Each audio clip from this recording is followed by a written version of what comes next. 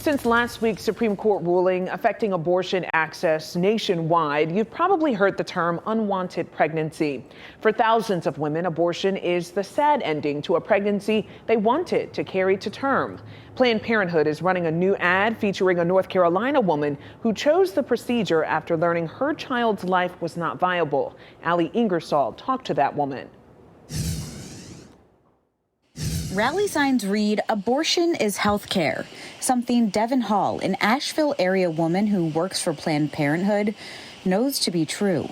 We had only ever heard those narratives of people have abortions when they don't want to be pregnant.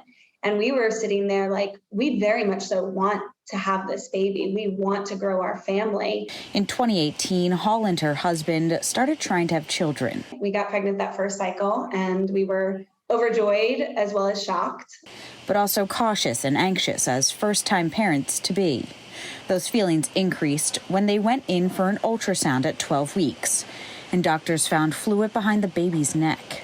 After a few more visits, further testing, and waiting, Hall found out the little girl she was carrying had Turner syndrome and more fluid around her heart and brain.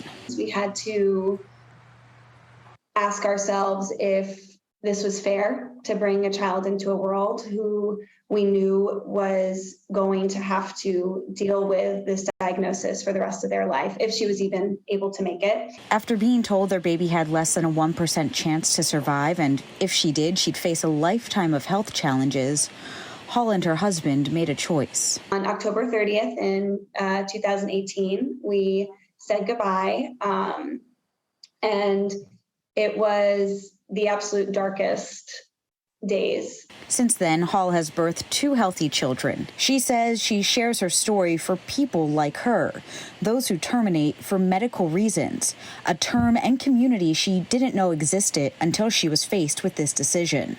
To leave out the other stories is also just harmful. You know, it is creating isolation, it is creating barriers, it's making people feel as if they are alone. For WRAL News, I'm Ingersoll. Since last Friday's ruling, several states have put bans into place. Abortion, however, is still legal for women like Hall and every other woman in North Carolina.